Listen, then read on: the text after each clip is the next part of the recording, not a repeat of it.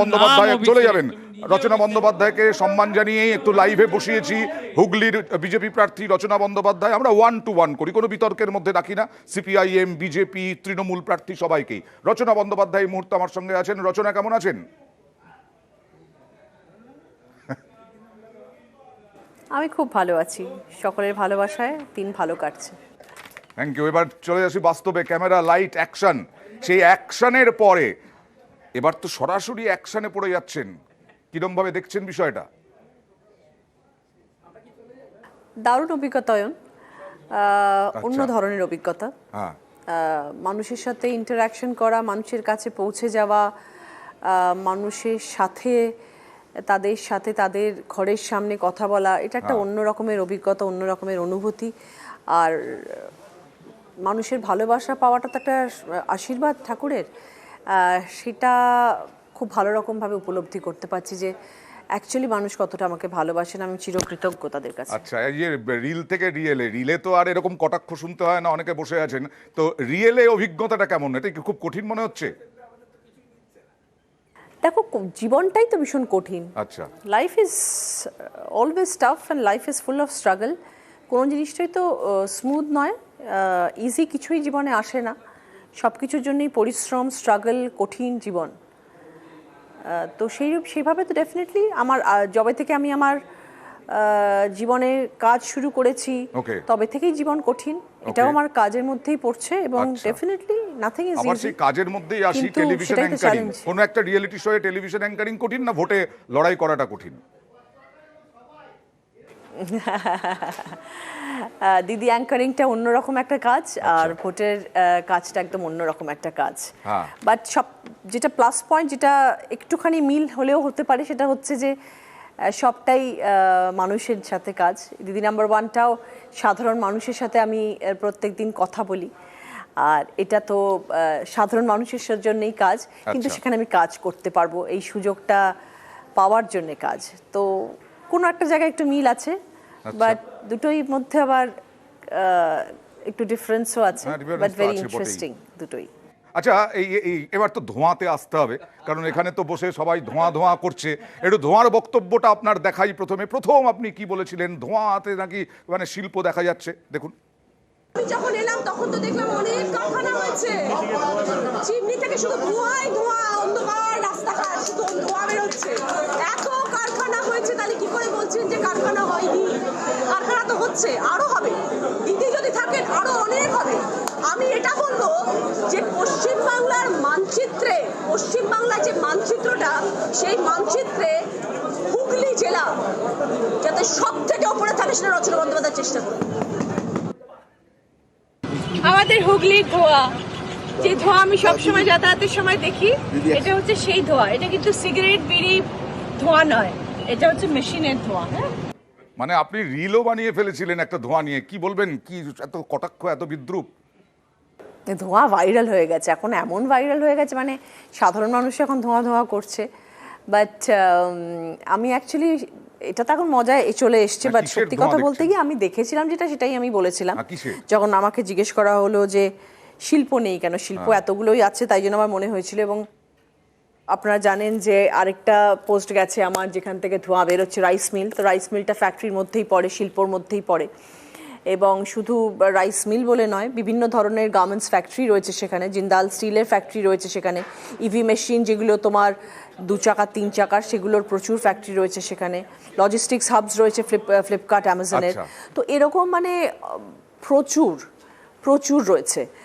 তো যখন যেরকম পারবো এবার থেকে, কারণ আমার ধোঁয়াটাকে তো বলা হয়েছিল সিগারেট আর বিড়ির ধোঁয়া, সেটা শুনে আমি খুব হেসেছিলাম।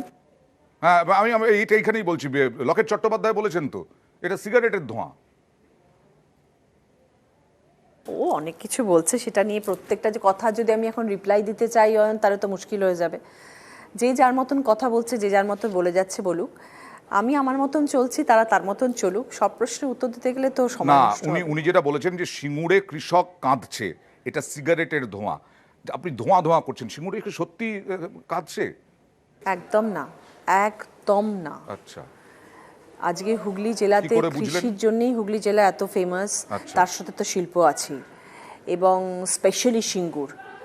এত এত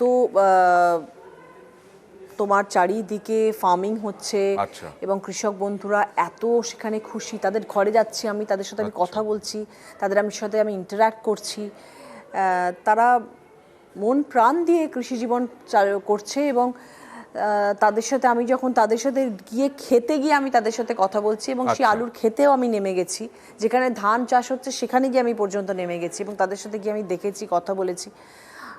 আমি ভীষণ খুশি, এইটা ভেবে খুশি যে তারা ভালো আছে। তো আমি কোন দিক দিয়ে বলবো যে তারা খুশি নন বা তারা কোনো একটা দিক দিয়ে কোনো রকম ভাবে তারা সাফারার, কোনো রকম ভাবে তারা সাফারার নন। আমাদের দিদি সেরকম কাজ কখনো করেননি আর আমাদের দিদি সেরকম কাজ কখনো করবেন না যেখানে মানুষের চোখের জল। আপনি তো সুন্দর ব্যঙ্গ বিদ্রুপের জবাব দিচ্ছেন। এই যে গরুর রচনা, না না খারাপ এই জন্যে লাগছে না, কারণ যারা জানেন যে অ্যাকচুয়ালি রচনা কি বিষয় এই কথাগুলো বলছে, তারা কিন্তু এই মিমের প্রশ্রয় দেবে না এবং তারা এই মিমটাকে সাপোর্টও করবে না এবং সেখানে লাইকও দেবে না। যারা অ্যাকচুয়ালি জানে না যে কোন পরিপ্রেক্ষিতে রচনা ব্যানার্জি এই কথাগুলো বলছে, তারাই শুধু এরকম ধরনের মিমের সাপোর্টার এবং তারাই এরকম ধরনের মিম বানাচ্ছেন বা বিরোধী পক্ষের যারা সাপোর্টার তারা এই জিনিসগুলোকে নিয়ে হাসি ঠাট্টা করছেন। আমার সবসময় আমি যে কথাটা বলি আমি সবসময় সেই কথাটার পাশে সবসময় দাঁড়িয়ে থাকে। আই নেভার চেঞ্জ মাই ওয়ার্ডস। আর আমি যখন বলেছিলাম যে দই অসাধারণ, আমি এখনও সেই জিনিসটাতেই স্টিক করে আছি যে দইটা সত্যি অসাধারণ। আর একটা দই বা ছানা, আমাকে তারা বললো যে প্রতিদিন ভোর 4টের সময় নাকি সিঙ্গুর থেকে ছানার ট্রেন, নামই হয়ে গেছে ছানার ট্রেন, কারণ সেখান থেকে ছানাটা কলকাতায় আসছে এবং সেই ছানা প্রতিটি মিষ্টির দোকানে সাপ্লাই হচ্ছে এবং সেখানে মিষ্টিটা তৈরি হচ্ছে, যে মিষ্টি কিন্তু প্রতিটি ঘরে পশ্চিমবাংলায় যাচ্ছে এবং বিয়েবাড়িতেও তৈরি হচ্ছে। তাহলে সেখান থেকে কেন ছানাটা আসছে? বিকজ তাদের দুধ এত পিওরিটি এতটাই দুধের। তো এই সব কিছুর পরিপ্রেক্ষিতে রচনা ব্যানার্জি সেই কথাগুলো বলেছিল যে আজকে সিঙ্গুরের দুধ তাহলে কোন পর্যায়ে পিওর যে আমরা সেখান থেকে ওই রকম একটা ভালো দই পাচ্ছি আর ওই ছানাটা আজকে পশ্চিমবাংলায় প্রতিটি মিষ্টির দোকানে যাচ্ছে। তার পরিপ্রেক্ষিতে আমি বলেছি এবং সেই একটা গাই বা একটা গরু যারা খাটাল চালায় বা যেখানে প্রচুর গরু চাষ করছেন মানুষরা এবং ঘরের মধ্যে যারা গরু রাখেন, তারাই তো একমাত্র জানতে পারবেন যে গরুকে কি খাইয়ে বড় করা হয়। এগুলো নিয়ে আপনারা প্রচুর মজা হাসি ঠাট্টা করতে পারেন, কিন্তু আমি আজকে যেহেতু হুগলি জেলার হয়ে দাঁড়িয়েছি এবং আজকে হুগলি জেলা অয়ন আমার জান প্রাণ সব কিছু বলতে পারো, তাদের দায়িত্ব আজকে আমার ওপরে রয়েছে, বর্তায় তাদের দায়িত্ব আমার ওপরে।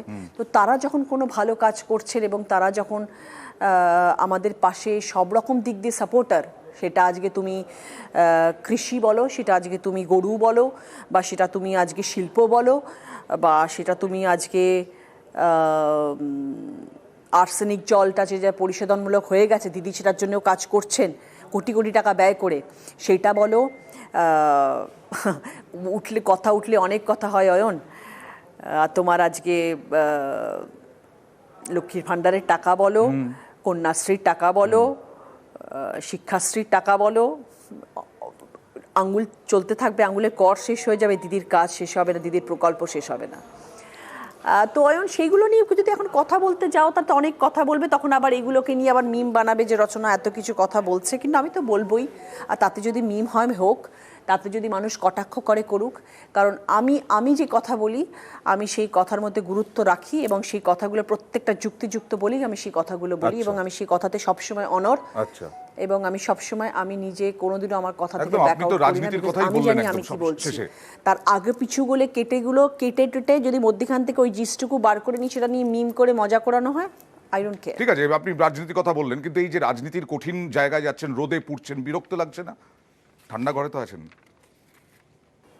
দেখো, রোদ গরমটাতে কষ্ট ডেফিনেটলি হচ্ছে, মিথ্যা কথা কেন বলবো, সবাই কষ্ট করছেন, আমিও কষ্ট করছি, সবাই কষ্ট করছেন ইন দ্য সেন্স যারা আমাদের টিএমসি প্রার্থীরা সবাই তো কষ্ট করে প্রচার করছেন, সকলেরই কষ্ট হচ্ছে এই গরমের মধ্যে, প্রতিটি মানুষ করছে আমরা। তার থেকেও কষ্ট হচ্ছে যারা এতটা ভালোবেসে আমাদের জন্য দাঁড়িয়ে থাকেন রাস্তায়, মঞ্চে, সভায়, স্টেজে, তাদেরও কত কষ্ট হচ্ছে। তারাও তো আমাদের দেখার জন্য, আমাদের সাথে একটু হাত মেলানোর জন্য, আমাদের দুটো কথা শোনার জন্য দাঁড়িয়ে রয়েছেন। তারা যদি করতে পারেন তাহলে আমরাও তো তাদের জন্য এইটুকু করতে পারি। সেটা যদি ভাবো তাহলে কষ্টটা কষ্ট নয়। তবে হ্যাঁ, সব জিনিসেরই আচ্ছা, কষ্ট আছে এবং কষ্ট করলেই কেষ্ট পাওয়া যায়। ওকে, তো ভোটের প্রচারও পরিশ্রমী কাজ আমরা করছি, সবাই মিলে সেটা কিছু করছি। বলছেন। আমাদের দিদির জন্য করছি, অভিষেক বন্দ্যোপাধ্যায়ের জন্য করছি, এবং করতে ভালো লাগছে। ঠিক আছে, মানুষের জন্য তো এত কাজ কিছু করতে বলছেন, এসেছি, আপনার সঙ্গে তো করবো না রয়ের কেন? কোনো সম্পর্কই ছিল না, সেই রাজনীতিতে এলেন কেন? রঙে অবশ্য অভ্যস্ত আপনি। অয়ন, এসছি, সব কিছুর একটা সময় থাকে, সেই জন্য হয়তো এসছি। মানে আমার মনে হয়েছে এটা হচ্ছে right time, this is the right time, যে সময় আমার রাজনীতিতে আসা উচিত। আর তার থেকে সেটা একটা কারণ। আর দ্বিতীয় কারণ হচ্ছে দিদি বলেছেন বলে। আমি দিদিকে ভীষণ সম্মান করি, বহু বছর ধরে আমি দিদির সাপোর্টার, অন্ধভাবে সাপোর্টার। আমি দিদিকে সাপোর্ট করি, দিদিকে সম্মান করি, তাই জন্য। কিন্তু এই দলে নেতা, মন্ত্রী, বিধায়ক দুর্নীতির অভিযোগে জেলে রয়েছেন, আপনাকে জবাবদিহি করতে হচ্ছে না? ইনিশিয়ালি কিছু হচ্ছিল, তারপর আর এখন খুব একটা হয় না, কারণ আমি তাদেরকে বলে দিয়েছি যে দুর্নীতির শুধু কথা বলা হয়, আইনত কোনো প্রমাণ পাওয়া যায়নি। আমরা তো আইনত প্রমাণের অপেক্ষায় থাকি। আইনতভাবে যদি যেদিন প্রমাণিত হয় তখন ডেফিনেটলি তার সাজাপ্রাপ্ত সে, এবং সাজা পাওয়া উচিত তার। এবং দিদিও সাজা আমাদের তৃণমূল কংগ্রেস পার্টি এবং আমাদের মুখ্যমন্ত্রী ডেফিনেটলি, যদি সেরকম দুর্নীতিগ্রস্ত হয় কোনো মানুষ, কোনো নেতা, কোনো নেত্রী প্রমাণিত হয়, দিদি সাজা দেবেন, দিদি সাজা সাপোর্ট করবেন। আদারওয়াইজ যদি প্রমাণিত না হয়, বিনা প্রমাণে তো তুমি যা ইচ্ছে করতে পারো।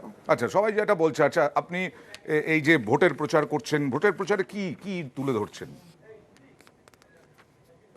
ভোটের প্রচারের বিষয় হচ্ছে মানুষ যেটা বলছেন, এবং মানুষ যা যা ফেস করেছেন। আর আমাদের তরফ থেকে যদি আমরা কিছু বলি, সেটা হচ্ছে উন্নয়ন, দিদির উন্নয়ন, বাংলার দিদি যা যা প্রকল্প ভেবেছেন বাংলার উন্নয়নের জন্য, সেটা নিয়েই আমাদের মেইনলি এবারে 2024 লোকসভা ভোটের প্রচার।